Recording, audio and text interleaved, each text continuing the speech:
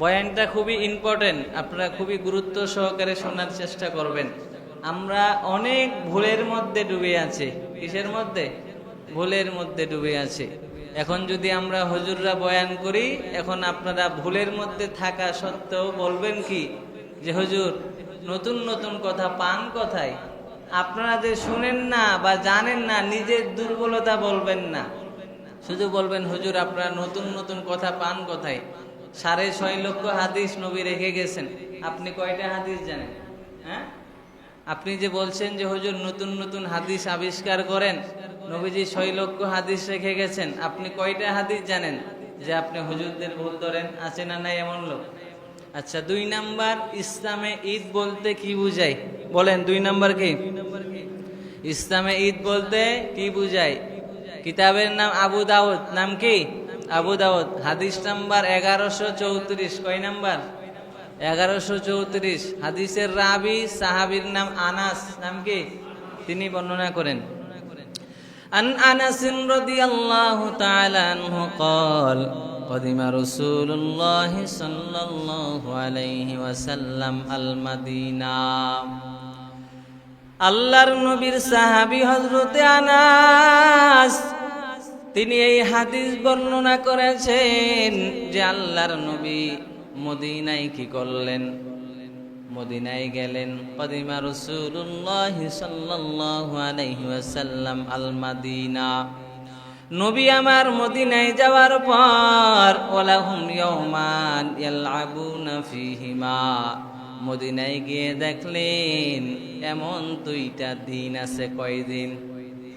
এমন 2টা দিন আছে, ইয়ালআবুনা ফীহিমা, মদিনার মানুষেরা এই 2 দিনে খেলাধুলা, আনন্দ উল্লাস, গান বাজনায় ব্যস্ত ছিল। কয়দিন? এই 2 দিনে মদিনার মানুষ বড় আনন্দ আর উৎসব করেন, গানের মাধ্যমে, আনন্দের মাধ্যমে। এবার আমার নবী মদিনায় গিয়া যখন দেখলেন মদিনার মানুষ এই 2 দিনে আনন্দ আর মিছিল করতেছে, আমার নবী বললেন ফাকালা মা হাদাল ইয়াওমান, নবীজি বললেন এই 2 দিন কি? ক্বালু কুন্না নালআবু ফীহিমা ফিল জাহিলিয়া, মদিনার মানুষ বলেন ও রহমতের নবী, এই 2 দিন আমরা জাহিলি যুগ থেকে এই 2 দিনে আনন্দ উৎসব করে আসছি। আগের যুগ থেকেই আমরা এই 2 দিনে আনন্দ আর উৎসব।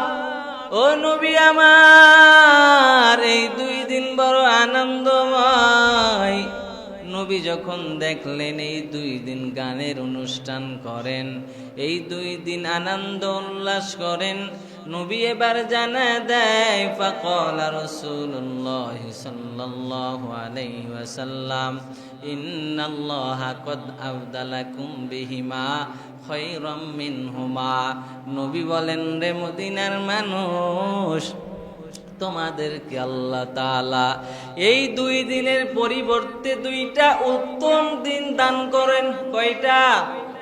এই 2 দিনের বদৌলতে আল্লাহ তাআলা তোমাদেরকে 2টা ভালো দিন, উত্তম দিন দান করেছেন, ইয়াউমাল আযহা ওয়া ইয়াউমাল ফিতর। নবী বললেন সেই 2টা দিনের একটার নাম হলো ঈদুল আযহা, কুরবানির ঈদ, আর একটার নাম ইয়াউমাল ফিতর, ঈদুল ফিতরের দিন। সুবহানাল্লাহ। তাহলে ইসলামে ঈদ কোথায় থেকে আসলো বুঝতে পারলেন? নবীজি যখন মদিনায় গেলেন, মদিনায় যাওয়ার পর মদিনার মানুষকে দেখলেন যে 2 দিন তারা আনন্দ উৎসব করছিলেন। আনন্দ উৎসব করার কারণে রাসূলুল্লাহ তাদেরকে বললেন তোমাদের জন্য এই 2 দিনের চেয়ে উত্তম দিন আল্লাহ তাআলা তোমাদেরকে দিয়েছেন, একটি হলো ঈদুল আযহা আর একটি হলো ঈদুল ফিতর।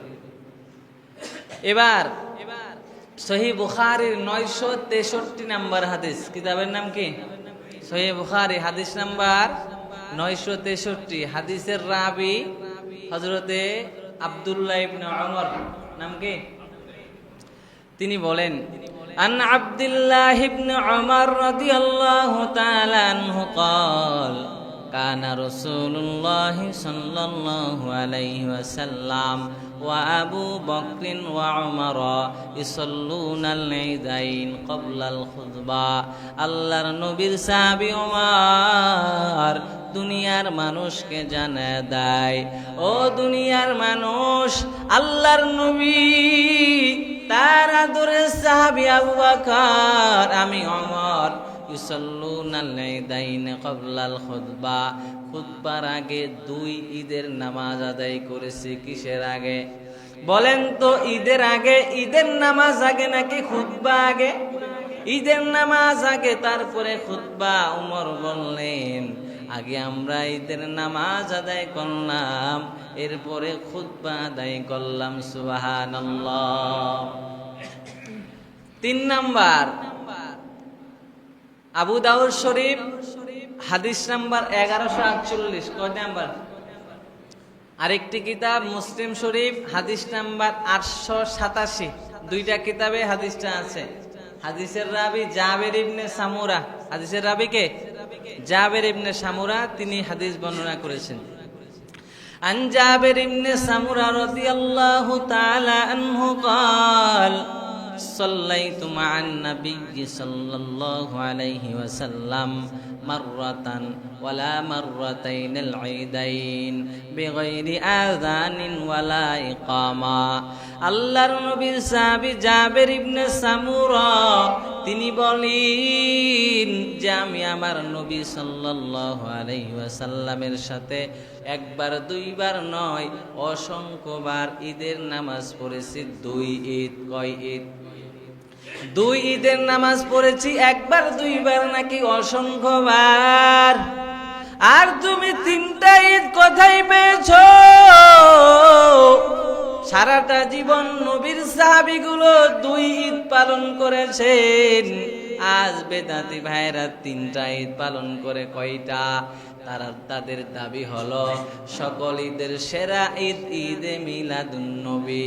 এরে বাবা, যেই আমল সাহাবা একরাম করে নাই, তুমি কি সাহাবা একরামের থেকে বড় আবেদ হয়ে গেছো নাকি? যেই সাহাবা একরাম সম্পর্কে আল্লাহ বলেন রাদিয়াল্লাহু আনহুম ওয়া রাদু আনহু, আল্লাহ সাহাবা একরামের উপরে খুশি আর সাহাবা একরাম আল্লাহর উপরে খুশি। সাহাবা একরাম সারাটা জীবন 2 ঈদ পালন করেছেন। কয় ঈদ বলেন? আর তুমি 3টা ঈদ কোথায় পাইলা রে ভাই? নিঃসন্দেহে বিদআত, নিঃসন্দেহে বিদআত। 3 ঈদ ইসলামে আছে? কথা বলেন না কেন? আল্লাহ রসুল প্রথম আবু দাউদ শরীফের হাদিসে 1134 নম্বর হাদিসে বললেন 2টা ঈদ তোমাদের জন্য, এর চাইতে 2টা শ্রেষ্ঠ দিন আছে, ঈদুল আজহা এবং ঈদুল ফিতর। আবার পরের হাদিস বুখারী শরীফ 963 নম্বর হাদিসে আব্দুল্লাহ ইবনে উমর বললেন যে আল্লাহ রসুল আবু বকর আমি উমর সহ 2 ঈদ পড়েছে খুতবার আগে। 3 নম্বরের হাদিস বর্ণনা করেছেন কে? জাবের ইবনে সামুরা। আবু দাউদের 1148 নম্বর হাদিস, অথবা মুসলিম শরীফের কত নম্বর হাদিস? মুসলিম শরীফের 887 নম্বর হাদিস। এখানেও আছে 2 ঈদের কথা। তুমি 3 ঈদ পাইলা কোথায়? চট্টগ্রামের যারা বিদআতি আছে এরা 3 ঈদ পালন করে। কয় ঈদ? রাসূলুল্লাহর প্রসিদ্ধ জন্ম তারিখ 12 রবিউল আউয়ালকে কেন্দ্র করে জশ্নে জুলুস ঈদে মিলাদুন নবী নামে আরেকটি ঈদ তারা শরীয়তের ভিতরে ঢুকিয়ে দিয়েছে। বলেন তো এই ঈদটা সুন্নত নাকি বিদআত? যদি সুন্নত হইতো তাহলে সাহাবা একরাম থেকেও পাওয়া যাইত।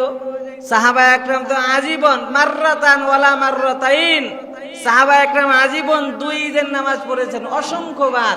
তাহলে সাহাবা একরাম থেকে 3য় ঈদ প্রমাণ পাওয়া যায় না। চট্টগ্রামের যারা বিদআতি আছে, আরো বিভিন্ন জায়গার যারা বিদআতি আছে, তারা 3য় ঈদের আবির্ভাব কোথা থেকে করলো? এই ঘটনাটা 6 নম্বরে আসবে। কয় নম্বরে? 6 নম্বরে আসবে। আপনি বুঝে যাবেন। পুরো বয়ানটা মনোযোগ সহকারে শুনলে যা প্রশ্ন আছে মনে মনে সব প্রশ্ন হল হয়ে যাবে ইনশাআল্লাহ তাআলা।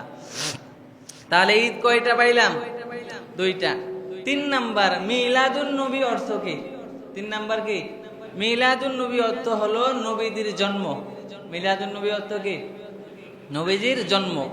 নবী সাল্লাল্লাহু আলাইহি ওয়াসাল্লামের জন্ম তারিখ মিলাদ, এই শব্দের অর্থটাই হলো জন্ম। শুধু নবীর জন্ম না, মিলাদ আমাদের সকলের জন্ম। মিলাদ মাউলুদুন থেকে আমরা মিলাদ বুঝলে তো আবার আরেক লাইনে চলে যাই, হ্যাঁ, মিলাদ কিয়ামে চলে যাই। মিলাদ কিয়াম কি? আপনি মানুষকে দাওয়াত দিলেন যে আমার বাড়ি মিলাদ, কি উপলক্ষে? পরে খবর নিয়ে জানা গেল যে তার ছেলে চাকরি পাইছে, একটু দোয়ার জন্য। তো আপনি যে বলছেন মিলাদ, মিলাদ মানে জন্ম, আপনার ঘরে কি কেউ জন্মগ্রহণ করেছে? তো আপনি কিভাবে মিলাদ বলতে পারলেন? বলতে হবে যে হুজুর একটু দোয়ার জন্য। কি জন্য? দোয়ার জন্য। মিলাদ শব্দের অর্থ কি? জন্ম। আপনার ঘরে তো কেউ জন্মগ্রহণ করেনি, বুঝতে পেরেছেন? তৃতীয় নাম্বার গেলাম। চতুর্থ নাম্বার যে পয়েন্টটা, নবীজির জন্মবার কবে? নবীজি জন্মবার কবে? কি বারে নবীজি জন্মগ্রহণ করেছেন জানেন আপনারা? সোমবারে জন্মগ্রহণ করেছেন।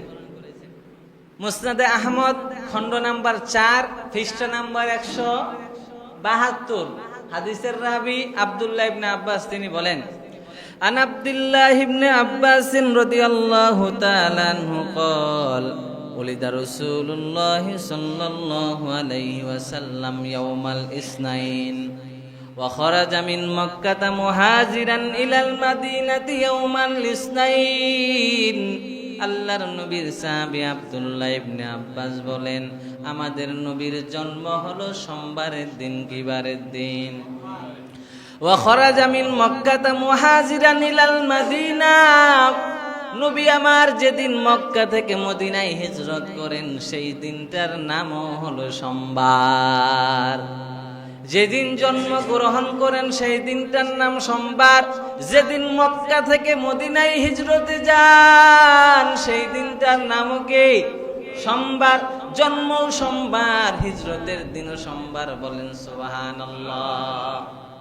কয়টা আলোচনা গেল? 4টা। 5 নাম্বার আলোচনা, নবীজির জন্ম তারিখ কবে? কয় তারিখে নবীজি জন্মগ্রহণ করেছেন বলেন তো, আপনাদের জানা আছে? বলেন। 12 রবিউল আউয়ালে। কথা পাইছেন নাকি শুনছেন? শুনছেন। আসল তথ্যটা জেনে নেন।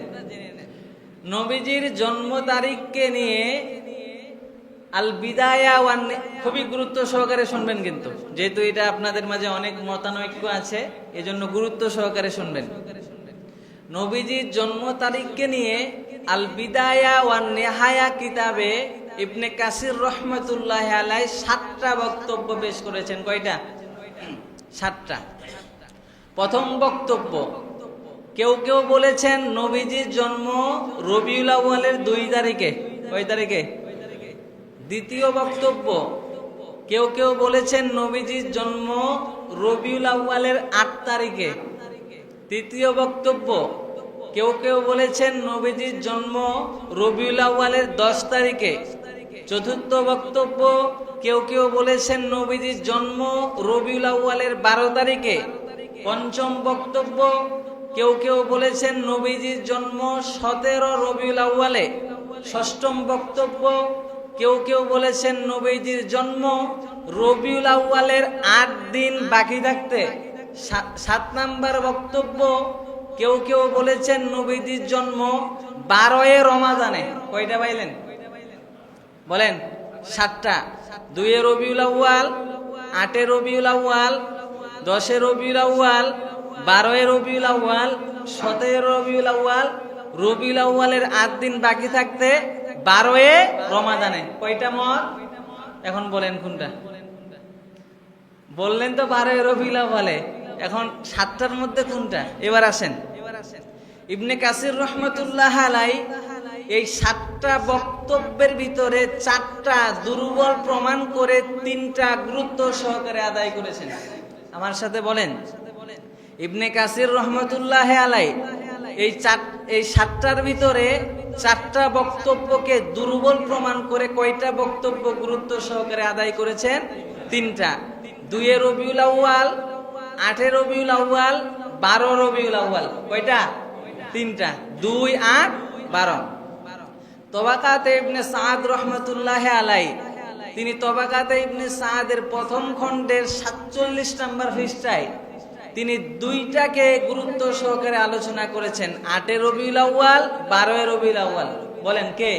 তবাকাতে ইবনে সাদ, আল্লামা ইবনে সাদ রহমতুল্লাহ আলাইহি তার কিতাব তবাকাত ইবনে সাদের কয় নাম্বার খণ্ডে? 1 নাম্বার খণ্ডে কয় নাম্বার পৃষ্ঠা? 47 নাম্বার পৃষ্ঠায় দুইটা গুরুত্ব সহকারে আলোচনা করেছেন। 8 রবিউল আউয়াল, আরেকটা কত? 12 রবিউল আউয়াল। যেহেতু তিনটা প্রসিদ্ধ আলোচনা, 2, 8, 12, এবার এই তিনটা বর্ণনা আমি আপনাদের সামনে উপস্থাপনা করব। আপনারা বুঝে যাবেন যে নবীজির জন্ম কয় তারিখে হয়েছে। প্রথম বক্তব্য, যারা বলেন নবীজির জন্ম 2 রবিউল আউয়াল, এই সনদের ভিতরে 2 জন লোক আছে। সনদ বুঝেন? আমার থেকে আপনি, আপনার থেকে আরেকজন, এটার নাম কি? সনদ। এই সনদের মধ্যে 2 জন লোক আছে, একজনের নাম ওয়াকিদি, আরেকজন তার উস্তাদ আবু মা'শার। কি নাম? একজনের নাম ওয়াকিদি, তার উস্তাদ আবু মা'শার। ওয়াকিদি হাদিস বর্ণনা করেছেন তার উস্তাদ আবু মা'শার থেকে। আবু মা'শার হাদিস বর্ণনা করেছেন উলিদা রাসূলুল্লাহ সাল্লাল্লাহু আলাইহি ওয়াসাল্লাম ইয়াউমাল ইসনাইন লিলাইলাতাইনে খলাতা মিন রবিউল আউয়াল। তিনি বলেন যে আল্লাহ রাসূল রবিউল আউয়ালের 2 তারিখ সোমবার দিন জন্মগ্রহণ করেছেন। এটা কয়টা বক্তব্য? 1 নাম্বার। তো এই বক্তব্যটা, এই হাদিসটা নেওয়া যাবে কিনা আমাদের জানা দরকার আছে। এদের থেকে হাদিস নেওয়া যাবে কিনা আমাদের জানা দরকার নাই। ছাত্রের নাম কি? ওয়াকিদি। শিক্ষকের নাম কি? আবু মা'শার। নামগুলো স্মরণ রাখতে হবে কিন্তু। ছাত্রের নাম কি বলেন? ওয়াকিদি। উস্তাদের নাম আবু মা'শার। ওয়াকিদি হাদিস বর্ণনা করেছেন কার থেকে? আবু মা'শার থেকে। আবু মা'শার বলেন আল্লাহর নবী রবিউল আউয়ালের 2 তারিখ সোমবারে জন্মগ্রহণ করেছেন। এই হাদিসটা নিয়েছেন কে? ছাত্র ওয়াকিদি। ওয়াকিদি বর্ণনা করেছেন নবীজির, ওয়াকিদি এই হাদিসটা কি করেছেন? বর্ণনা করেছেন। এই ওয়াকিদি সম্পর্কে ইবনে হাজার আসকালানী রাহমাতুল্লাহি আলাইহি বলেন মাতরুকু মাসিয়াতি ইলমিহি। এই ছাত্র ওয়াকিদির অনেক এলেম আছে, অনেক গভীর এলেম থাকা সত্ত্বেও সে পরিত্যাজ্য, তার থেকে হাদিস গ্রহণ করা যাবে না। কথা বুঝতে পেরেছেন? ওয়াকিদি এই ছাত্রের কি আছে? অনেক এলেম আছে, কিন্তু তার থেকে হাদিস গ্রহণ করা যাবে না। কেন? তিনি পরিত্যাজ্য। আর উস্তাদ আবু মা'শার যায়ীফ, সনদের ক্ষেত্রে দুর্বল। তাহলে এই 2 তারিখের বর্ণনাটা নিতান্তই দুর্বল। কেন? ছাত্র পরিত্যাজ্য আর উস্তাদ কি? দুর্বল। তাহলে এটা গ্রহণ করা যাবে না। তাহলে 2 তারিখের বক্তব্য এখানেই শেষ। কয়টা থাকলো? আর 2টা, 12, 8 এবং 12। এবার আসেন 8 তারিখের ঘটনা। যারা বলেন নবীজির জন্ম রবিউল আউয়ালের 8 তারিখে, এটা বলেছেন ইমামুল মাগাজি ইবনে ইসহাক রাহমাতুল্লাহি আলাইহি। তিনি বলেন উলিদা রাসূলুল্লাহ সাল্লাল্লাহু আলাইহি ওয়াসাল্লাম আমাল ফিল। তিনি বলেন আল্লাহ রাসূল সাল্লাল্লাহু আলাইহি ওয়াসাল্লাম হস্তি বাহিনীর বছর জন্মগ্রহণ করেছেন। হস্তি বাহিনীর ঘটনা জানেন? আলাম তারা কাইফা ফাআলা রাব্বুকা বিআসহাবিল ফিল। যখন বাদশা আবরাহা বাইতুল্লাহকে ধ্বংস করার জন্য হাতি নিয়ে রওনা হয়েছিলেন, এই ঘটনা আপনারা শুনেছেন কোথাও? আচ্ছা, যেহেতু শুনেছেন আমি বলে আর সময় নষ্ট করলাম না। হস্তি বাহিনীর ঘটনার বছর নবীজির জন্ম। কথা বুঝছেন? এ ব্যাপারে সারা দুনিয়ার আলেম উলামা একমত যে নবীজি ওই বছর জন্মগ্রহণ করেছেন যেই বছর হস্তি বাহিনীর ঘটনা সংঘটিত হয়। কথা বুঝতে পারলেন? হস্তি বাহিনীর ঘটনা যেই বছর সংঘটিত হয় এই বছরেই নবীজির জন্ম। তাহলে আমরা এ কথায় স্থির হয়ে গেলাম যে না, নবীজির জন্ম হস্তি বাহিনীর বছরে। এখন আমি আপনাদেরকে এখানে একটা সূক্ষ্ম কথা বলি। হস্তি বাহিনীর 50 দিন পরে নবীজি জন্মগ্রহণ করেছেন। কয়দিন পর? হস্তি বাহিনীর ঘটনার, খুবই মনোযোগ সহকারে সূক্ষ্ম কথা, হস্তি বাহিনীর ঘটনার 50 দিন পরে আমাদের নবীজি কি করেছেন? জন্মগ্রহণ করেছেন। এখন হস্তি বাহিনীর ঘটনাটা কোন মাসে সংঘটিত হয়েছে ইতিহাস ঘাটতে হবে। কি ঘাটতে হবে? ইতিহাস পড়ে দেখলাম মুহররমের 13 দিন বাকি থাকতে হস্তি বাহিনীর ঘটনা সংঘটিত হয়। কি মাসের? মুহররম মাসের 13 দিন বাকি থাকতে। যারা আরবি মাস সমূহের নাম জানেন আমি আপনাদের বলতে চাই। প্রথম মাসের নাম কি? মুহররম, এরপরের নাম সফর, এরপরের নাম রবিউল আউয়াল। তাহলে আরবি 12 মাসের 3 নাম্বার মাসে আমাদের নবী দুনিয়ায় জন্মগ্রহণ করেছেন। বাকি 7 মাস বা 9 মাসের নাম বললাম না, সময় নাই। তাহলে 3 নাম্বার মাসের কয় তারিখে? 8 তারিখের বক্তব্য চলতেছে। 3 নাম্বার মাসের 8 তারিখ, মুহররমের 13 দিন বাকি। তাহলে সফর মাসের পুরা 30 দিন মধ্যখানে, তাহলে 30 দিন আর এদিকে 13 দিন কত 43, আর ওদিকে 8 নাম্বার দিনে, তাহলে 43 আর সাথে কত 50, 8 নাম্বার দিনে পড়ে গেল, তাহলে 50 দিন মিলল। অথবা আপনি যদি বলেন যে হুজুর সফর মাসের আমি 29 দিন ধরবো, 30 দিন ধরবো না, তাহলে ধরেন 13 আর 29 কত হয় 42, 42 না 13 আর 29 কত 42, আর ওদিকে 8 দিন, ওই ঘুরে 50 দিনেই হচ্ছে। কথা বুঝাইতে পারলাম? এবার আমার সাথে বলেন বিচক্ষণ, বলেন বিচক্ষণ, বিদগ্ধ, মুহাক্কিক, গবেষক, আলেমদের নিকট নবীজির জন্ম 8 রবিউল আউয়াল এটাই বিশুদ্ধ। আর বিশুদ্ধ আর প্রসিদ্ধ কখনো এক হতে পারে না। কিছু বুঝলেন? বিচক্ষণ, বিদগ্ধ, মুহাক্কিক, আলেমদের নিকট নবীজির জন্ম 8 রবিউল আউয়াল এটাই বিশুদ্ধ, কিন্তু 12 রবিউল আউয়াল এটা প্রসিদ্ধ হয়ে গেছে। কথা বুঝাইতে পারলাম? প্রসিদ্ধ আর বিশুদ্ধ কি এক জিনিস? প্রসিদ্ধ মানে মানুষ বলে আসছে আগে থেকে, এটা প্রসিদ্ধ, আসলে সত্য কিনা এটা কেউ গবেষণা করেনি। আর যেটা বিশুদ্ধ এটাই হাদিস দ্বারা সাহাবেত এবং প্রমাণ। তাহলে 2 নম্বর বক্তব্য গেল এখান থেকে। এবার আসেন 3 নম্বর বক্তব্য। সময় মনে হয় আজকে 5 মিনিট বাড়াই নিতে হবে, অসুবিধা হবে? আচ্ছা আসেন, এবার আসেন যারা বলেন নবীজির জন্ম 12 রবিউল আউয়াল, এদের মধ্যেও 2 জন ছাত্র আর উস্তাদ আছে। একজনের নাম আফফান ইবনে মুসলিম, আরেকজনের নাম সাইদ ইবনে মিনা। আফফান ইবনে মুসলিম ছাত্র, উস্তাদ হলো সাইদ ইবনে মিনা। আফফান ইবনে মুসলিম হাদিস বর্ণনা করেছেন তার উস্তাদ সাইদ ইবনে মিনা থেকে। সাইদ ইবনে মিনা হাদিস বর্ণনা করেছেন নবীদের 2 জন সাহাবী জাবের এবং আব্দুল্লাহ ইবনে আব্বাস। আমি কিন্তু 12 তারিখের কথা বলছি, গুরুত্ব সহকারে শুনেন, 12 রবিউল আউয়ালের কথা বলছি। তো আল্লাহ নবীর 2 সাহাবী জাবের এবং আব্দুল্লাহ ইবনে আব্বাসের ছাত্রকে সাইদ ইবনে মিনা, সাইদ ইবনে মিনার ছাত্রকে আফফান ইবনে মুসলিম। এই সাইদ ইবনে মিনার উস্তাদ 2 সাহাবী জাবের এবং আব্দুল্লাহ ইবনে আব্বাস হাদিস বর্ণনা করেছেন। তারা বলেন উলিদা রাসূলুল্লাহ সাল্লাল্লাহু আলাইহি ওয়াসাল্লাম ইয়াউমাল ইসনাইন, ইয়াউমাল ইসনাইন আস-সানি মিন শাহরি রবিউল আউয়াল। আল্লাহর নবীর 2 সাহাবী জাবের এবং আব্দুল্লাহ ইবনে আব্বাস বলেন যে আল্লাহর নবী সাল্লাল্লাহু আলাইহি সাল্লাম 12 রবিউল আউয়ালের সোমবার দিনে জন্মগ্রহণ করেছেন। কে বললেন? নবীজির 2 জন সাহাবী। হাদিসটা কাকে শুনাইলেন? সাইদ ইবনে মিনাকে। সাইদ ইবনে মিনা বর্ণনা, সাইদ ইবনে মিনা থেকে তার ছাত্র আফফান ইবনে মুসলিম হাদিসটা গ্রহণ করেছেন। এবার আসেন, ছাত্র আর উস্তাদ যেহেতু সাইদ ইবনে মিনা, সাইদ ইবনে মিনার উস্তাদ যেহেতু নবীজির 2 জন সাহাবী, এখন আসেন এদের থেকে হাদিস নেওয়া যাবে কিনা একটু জানার দরকার আছে না নেই? আচ্ছা, নবীদের 2 জন সাহাবী ওদিকে রাখেন আপাতত, উস্তাদ আর শাগির্দ 2 জন আছে। কে? সাইদ ইবনে মিনা, আরেকজন আফফান ইবনে মুসলিম। সাইদ ইবনে মিনা কে? শিক্ষক। আফফান ইবনে মুসলিম, বুঝতেছেন কথা আমার? হ্যাঁ, খুব মনোযোগ সহকারে। সাইদ ইবনে মিনা শিক্ষক, আফফান ইবনে মুসলিম কি? ছাত্র। এই সাইদ ইবনে মিনা থেকে তার ছাত্র আফফান ইবনে মুসলিম বলেন নবীজির জন্ম কয় তারিখ? 12 রবিউল আউয়াল। এখন এরা আসলেই কি উস্তাদ আর ছাত্র কিনা একটু জানা দরকার, বা এদের থেকে হাদিস নেওয়া যাবে কিনা একটু জানা দরকার। সাইদ ইবনে মিনা উস্তাদ, তার জন্ম হচ্ছে 110 হিজরি। কয় হিজরি? সাইদ ইবনে মিনা উস্তাদ, তার জন্ম কত হিজরি? 110 হিজরি। আর ছাত্র তার নাম হচ্ছে আফফান ইবনে মুসলিম, তার মৃত্যু কি বুঝলেন? সাইদ ইবনে মিনা যিনি উস্তাদ, তার মৃত্যু 110 হিজরি। ভালো করে বুঝেন, সাইদ ইবনে মিনা উস্তাদ, তার মৃত্যু কত হিজরি? 110 হিজরি।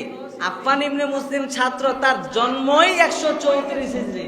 তাহলে এরা উস্তাদ আর ছাত্র হয় কিভাবে? মানে উস্তাদের মৃত্যুর 24 বছর পরে ছাত্রের জন্ম। কিছু বুঝতেছেন? উস্তাদের মৃত্যুর 24 বছর পর ছাত্রের জন্ম, তাহলে এরা উস্তাদের ছাত্র হওয়া সম্ভব? এটা যেমন সম্ভব না, এই জন্য এটাকে হাদিসে মুনকাতে বলা হয়। কি বলা হয়? হাদিসে মুনকাতে, মানে বিচ্ছিন্ন হাদিস। আর বিচ্ছিন্ন হাদিস দলিল হিসাবে গ্রহণযোগ্য হয় না। তাহলে 12 তারিখের মতটা যদিও প্রসিদ্ধ, বিশুদ্ধ কয় তারিখ? 8 তারিখ।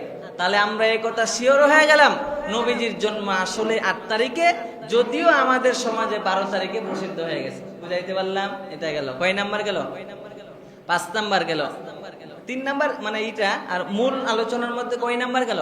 5 নাম্বার। এবার আসেন 6 নাম্বার। নবীজির জন্মকে কেন্দ্র করে বিভিন্ন ধরনের অনুষ্ঠান কবে থেকে শুরু হলো? আমরা যে বলি নবীজির জন্ম 12 রবিউল আউয়াল, বেদাতীরা 12 রবিউল আউয়ালকে ঈদ হিসাবে উদযাপন করে। এটা আমাদের জানা দরকার আছে না নাই? 604 হিজরি, কয় হিজরি? 604 হিজরিতে ইরাকের প্রসিদ্ধ একটি শহর মসুল নামে প্রসিদ্ধ। কি নাম? মসুল। ইরাকের প্রসিদ্ধ শহর মসুলের বাদশার নাম ছিল, রাষ্ট্রনায়কের নাম ছিল, প্রধান যিনি দায়িত্বে ছিলেন, প্রধানমন্ত্রী, তার নাম ছিল আবু সাইদ মুজাফফর কাউকারি। নাম কি? খুবই তত্ত্ববহুল আলোচনা, অনেক কষ্ট হয়েছে আলোচনাটা সাজাইতে। কি নাম? আবু সাইদ মুজাফফর কাউকারি। তিনি সর্বপ্রথম 604 হিজরিতে নবীজির প্রসিদ্ধ জন্ম তারিখ, বিশুদ্ধ না, প্রসিদ্ধ জন্ম তারিখ 12 রবিউল আউয়ালকে কেন্দ্র করে সর্বপ্রথম 604 হিজরিতে তিনি এই অনুষ্ঠানগুলোর সূচনা করেন।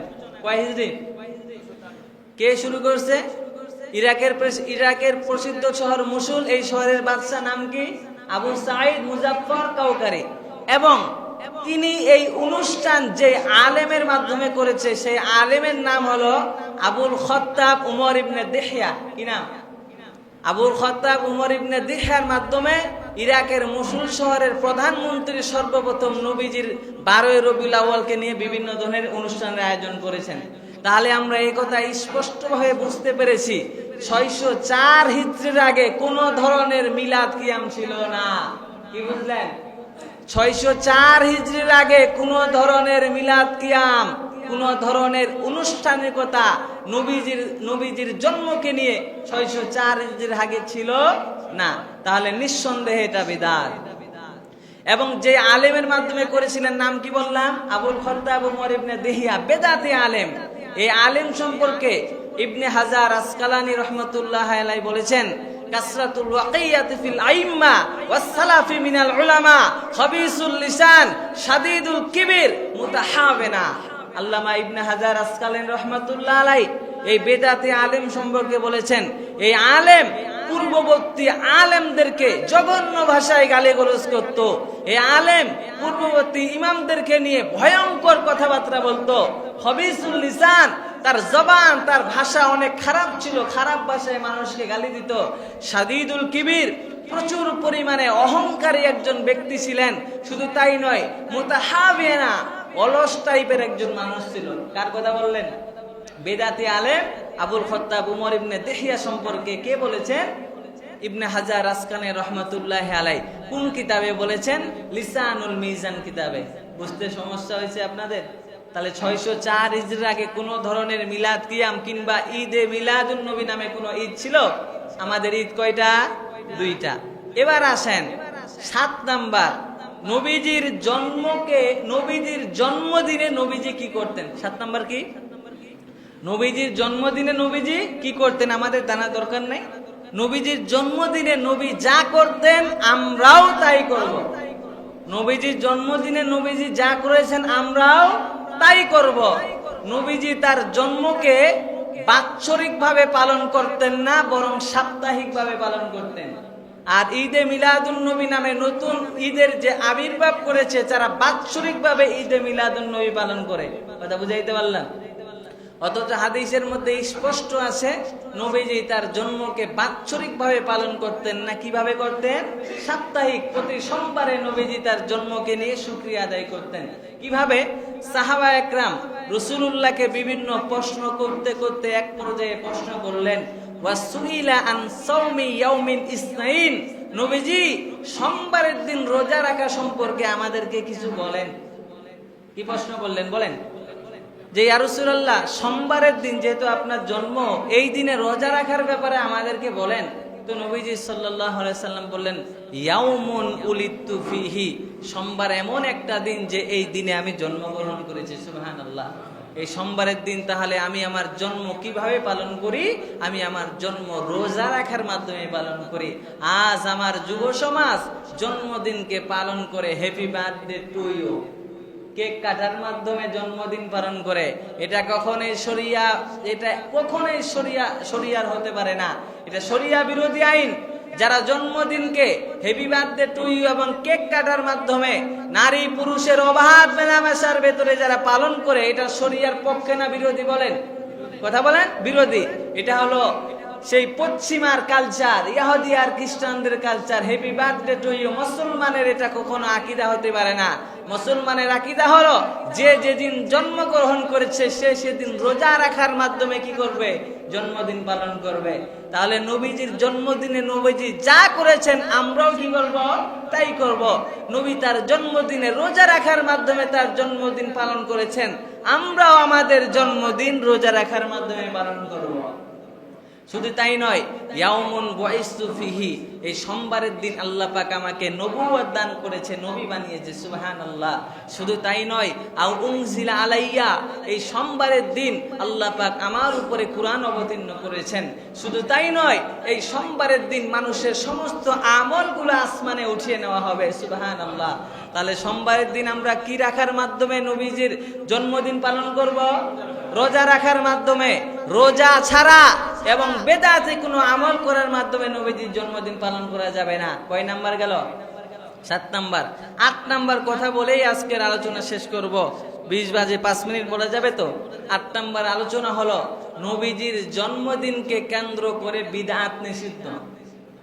নবীজির জন্মদিনে আমরা বিভিন্ন বিদআত করি কি করি না? আম্মা জান আয়েশা থেকে হাদিস বর্ণিত আছে, তিনি বলেন, মান আহদাসা ফি আমরিনা হাযা মা লাইসা মিনহু ফাহুয়া রাদ্দুন, যারা আমাদের ইসলাম ধর্মে নতুন কিছু আবিষ্কার করলো, এটা প্রত্যাখ্যান করা হবে, মেনে নেওয়া হবে না। এখন আপনি বলতে পারেন যে হুজুর, ইসলামের মধ্যে নতুন জিনিস বলতে কি বুঝলাম না। আমরা যদি ধারণা করি যে রসুলের যুগে রসুলেরা, সাহাবা একরামেরা উটের উপর আরোহণ করেছে, ঘোড়ার উপর আরোহণ করেছে, আমরা তো কারের উপরে আরোহণ করি, আমরা তো মোটর সাইকেল চালাই, আমরা তো হেলিকপ্টারে আরোহণ করি, আমরা তো বিমানে চলাচল করি, তাহলে তো এটাও বেদাত হওয়ার কথা। কথা বুঝেন নাই? নবীজির যুগে তো তারা গাধার উপরে, উটের উপরে আরোহণ করতেন, আমরা তো মোটর সাইকেলের উপরে চলতেছি, এটা নব আবিষ্কৃত না? ফ্যানের বাতাস খাইতেছি, নব আবিষ্কৃত না? এসি চালাইতেছি, নব আবিষ্কৃত না? কি বলেন না কেন? তো এই প্রশ্নের জবাব, যারা বলবেন যে হুজুর আপনারা যে বলেন যে নবীজির জন্মদিনে বেদাত করা যাবে না, সব বেদাত তো আপনারাই করেন। আপনারা কি করেন? ফ্যান চালাইতেছেন, আপনারা কি করতেছেন? আপনারা লাইট আবিষ্কার করেছেন, নবীর যুগে চেরাগ ছিল, মোমবাতি ছিল, আপনারা লাইটের আবিষ্কার করেছেন, আরো কত কি, মোটরসাইকেল, কার, সবকিছুই তো নতুন নিত।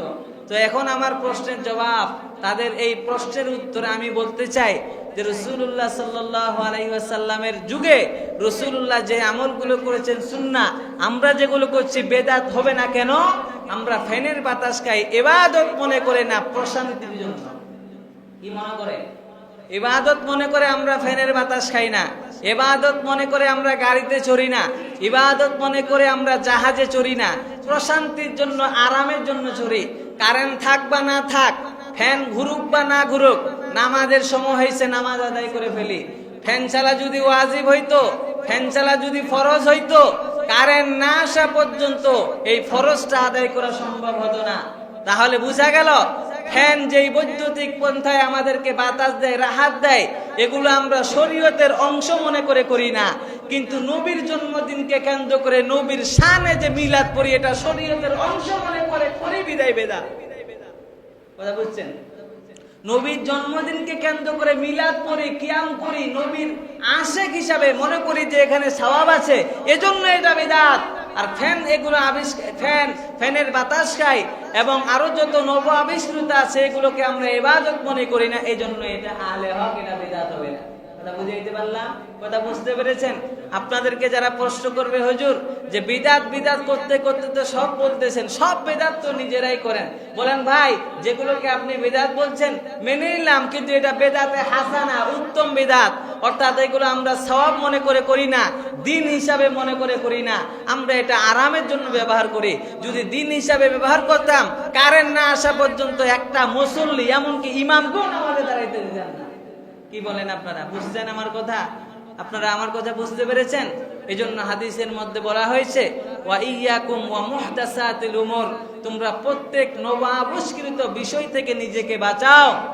ফাইন্না কুল্লা মুহদাসাতিন বিদআ, প্রত্যেক বেদাত হলো গুমরাহি, ওয়া কুল্লা দালালাতিন ফিন্নার, আর প্রত্যেক বেদাতই হলো জাহান্নামী। এজন্য আমাদেরকে নব আবিষ্কৃত শরীয়তের বিষয় যেগুলো আমল হিসাবে করি এগুলো থেকে পরিত্যাগ করতে হবে। আমরা নবীর শানে মিলাদ পড়ব না, কারণ এই মিলাদ করলে আমাদের কি হবে? বেদাত। সওয়াব হিসাবে করি কি করি না? কারণ যদি নবীর শানে মিলাদ পড়া যায় তো সাহাবা একরাম পড়তেন না? কথা বলেন না কেন? আমরা কি সাহাবা একরামের থেকে বড় মুত্তাকি হয়ে গেছি? সাহাবা একরামের ব্যাপারে আল্লাহ বলেন রাদিয়াল্লাহু আনহুম ওয়া রাদু আনহু, আল্লাহ তাদের উপরে খুশি, সাহাবা একরামও তাদের উপরে খুশি। আপনার আমার ব্যাপারে কোরআনের আয়াত অবতীর্ণ হয়েছে নাকি? কথা বলেন না কেন? তাহলে সাহাবা একরাম কোথায়, আমরা কোথায়? ওরা নামাজে দাঁড়িয়ে রাত্রে রাইতো ফজরের আজান দিয়ে দিত, আর আমি আপনি তো এশারের নামাজেই পড়ি না। তো আমাদের সাথে সাহাবীদের তুলনা করে কোনো লাভ আছে? আল্লাহ পাক আমাদেরকে 12 রবিউল আউয়ালের কুসংস্কৃত বিষয় থেকে বাঁচার তৌফিক দান করুক। তাহলে আজকের আলোচনা কয়টা হলো? 8টা। 1 নাম্বার ঈদ অর্থ কি, 2 নাম্বার ইসলামে ঈদ বলতে কি বুঝায়, 3 নাম্বার মিলাদুন নবী অর্থ কি, 4 নাম্বার নবীজির জন্মবার কবে, 5 নাম্বার নবীজির জন্ম তারিখ কবে। নবীজির জন্ম তারিখ কয়টা পাইলাম? 7টা। 7টার মধ্যে 4টা দুর্বল, থাকলো 3টা। এই 3টার মধ্যে দুর্বল হতে হতে 8 রবিউল আউয়াল বিশুদ্ধ, 12 রবিউল আউয়াল প্রসিদ্ধ। বুঝলেন? এরপরে 6 নাম্বার নবীজির জন্মদিনকে কেন্দ্র করে বিভিন্ন ধরনের অনুষ্ঠান